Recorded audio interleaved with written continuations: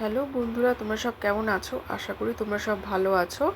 এটা ছিল কালকের ব্লগ, এটা কালকের ভিডিও। তো আমি এখানে দেখো ডিমের ডেভিল বানাবো বলে প্রন দিয়ে, আলু দিয়ে আর চিকেনের কিছু ছোট ছোট কুচি করা চিকেন দিয়ে এই আমি স্টাফিংসটা বানিয়ে নিয়েছি। দেখো ডেভিল আমার বানানো কমপ্লিট হয়ে গেছে। এটাকে এবার ফ্রিজে সেট হওয়ার জন্য রেখে দেবো। এবারে আমি কড়াইতে দেখো এখানে চিকেন বার করে নিয়েছি, কড়াই বসিয়ে দিয়েছি। চিকেনটা ম্যারিনেট করা ছিল চাপ বানাবো বলে, সব কিছু দিয়ে চাপের যা যা মানে উপকরণ লাগে সব কিছু দিয়ে ম্যারিনেট করে রেখেছিলাম ওভারনাইট। আর এখানে দেখো চিকেনগুলোকে এবারে মশলাগুলো ভালো করে হাত দিয়ে সরিয়ে ভাজতে দেবো তেলের মধ্যে। সামান্য একটু ঘিও অ্যাড করেছি তেলের মধ্যে, সাদা তেলে দিয়েছি। আস্তে আস্তে দুটো ব্যাচে করে নেব। তো কালকে আমার বাড়িতে কিছু গেস্ট আসার কথা ছিল ইভিনিংয়ে, সেই কারণেই এই তোড়জোড়।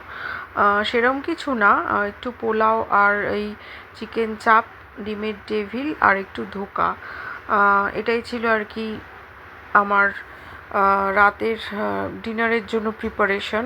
সেই জন্য সকালে এই চাপটা বানিয়ে রাখলে রাতে একটু অল্প কিছু মানে পোলাওটা করে নিলে আমার হয়ে যাবে, সেই কারণেই আর কি করে রাখা। না হলে তো একেবারেই কথা বলা যায় না, পুরোটাই রান্নাঘরে থাকলে তো আর বসে 2 মিনিটও গল্প করা যাবে না, সেই কারণে অর্ধেকটা আমি সকালে দিকেই করে নিচ্ছি।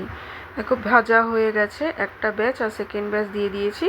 এটা হয়ে গেলে এবার গ্রেভিটা দিয়ে দেবো তেলের মধ্যে।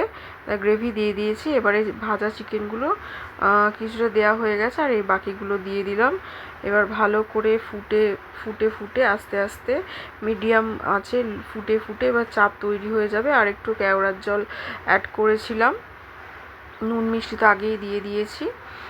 পুরোটাই হচ্ছে টক দই, এখানে পেঁয়াজ বাটা আছে, আদা রসুন বাটা, কাঁচা লঙ্কা বাটা, আর ছিল জায়ফল, জয়িত্রী, গরম মশলা একটু শুকনো কলায় ভেজে আর এখানে গুঁড়ো করে নিয়ে ওর মশলাটার মধ্যে দেওয়া হয়েছিল।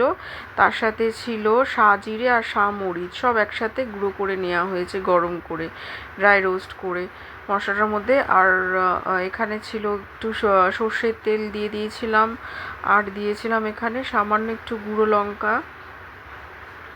এগুলো দিয়ে ম্যারিনেশন করা হয়েছিল, নুন মিষ্টি যেরকম স্বাদ অনুযায়ী দিতে হয় সেরকমভাবেই দিয়েছিলাম ম্যারিনেট করার সময়। তো এখানে আমি একটু ডাল ভিজিয়ে রেখেছিলাম, ছোলার ডাল, এটা দিয়ে আমি একটু ধোকা বানাবো। তো বাড়িতে বানানো ধোকাটাকেই আমি প্রেফার করি। ডাল ভিজিয়ে বেটে নিয়ে এর মধ্যে বাদাম অ্যাড করে দিয়েছিলাম, মৌরি দিয়েছিলাম, পিস পিস করে কেটে নিয়ে ধোকাগুলো ভেজে নিচ্ছি। আমার যেন কোনো দিনই রেডি মিক্সের ধোকা একদমই পছন্দ না, কীরকম আমার গন্ধ লাগে প্রচণ্ডভাবে।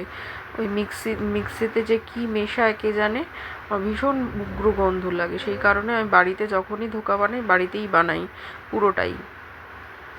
তো আস্তে আস্তে ভেজে নেব। আর এই ধোকাগুলো এমনিও খাওয়া যায়, বেশ ভালো হয় খেতে। একটু বাদামটা বেটে গুঁড়ো করে দিয়ে দিয়েছিলাম, অ্যাড করে দিয়েছিলাম, মুখে পড়লে বেশ ভালো লাগবে। এখানে সাদা তেলের মধ্যে আবার ভেজে নিচ্ছি আস্তে আস্তে, সব কটা ধোকাই ভেজে নেব। অর্ধেকটা দুপুরে লাঞ্চের জন্য হবে আর বাকিটা রাতের জন্য।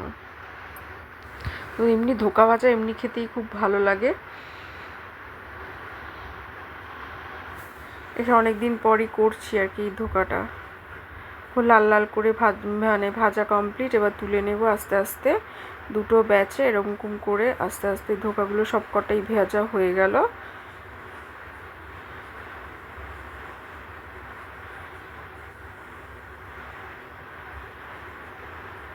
ভাজাভুজি মোটামুটি হয়ে গেলে এবার গ্রেভিটা বানিয়ে নেব।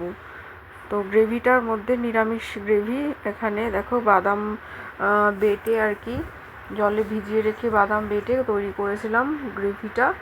আর এখানে দেখো ইভিনিংয়ে হয়ে গেছে, সন্ধেবেলায় চলে এসেছি, ওদের আসার সময় হয়ে গেছে আর কি গেস্টের।